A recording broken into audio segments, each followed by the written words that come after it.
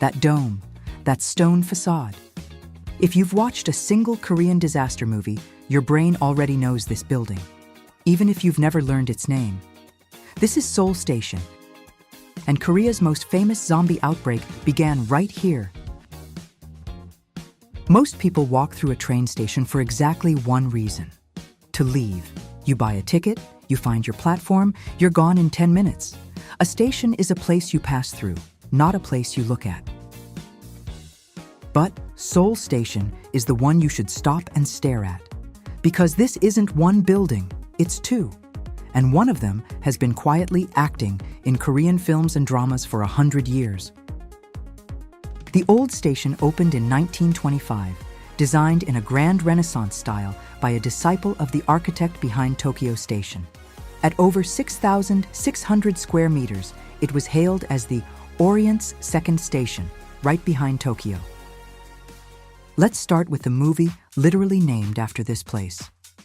In 2016, director Yeon Sang-ho released the animated film Seoul Station. It shows a zombie virus that begins with a single homeless man near the station who collapses after being bitten. And within hours, the area around Seoul Station is swarming with the infected. It's bleak, it's social commentary disguised as horror. And it uses the station not as scenery, but as ground zero. But here's the twist almost no one realizes. Seoul Station was the prequel, and the film it led to became a global phenomenon. While preparing the animation, Yeon was encouraged by his distributor to make a live-action film.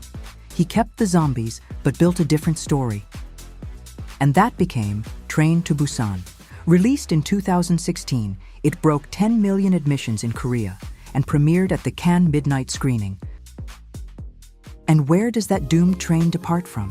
Seoul Station, where a father and daughter, a pregnant couple, and a high school baseball team all board the KTX to Busan for completely different reasons.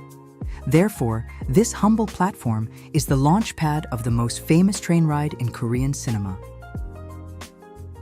The story began in 1900 with a wooden depot called Namdaemun Station. The Grand Renaissance building was constructed between 1922 and 1925. Inside, there was a first-class waiting room, a separate ladies' waiting room, a VIP room reportedly used by the Governor General, and on the second floor, the Seoul Station Grill, the city's finest Western restaurant. But the old station didn't die when the trains left. After the new station opened in 2004, the original building was restored and reopened in 2011 as Culture Station Seoul 284, a cultural complex hosting exhibitions and performances. Therefore, today, there are two Seoul stations standing side by side. So next time you rush through Seoul Station to catch a train, pause. You're standing where the zombies started, where Korea's modern century began, and where the cameras never really stopped rolling.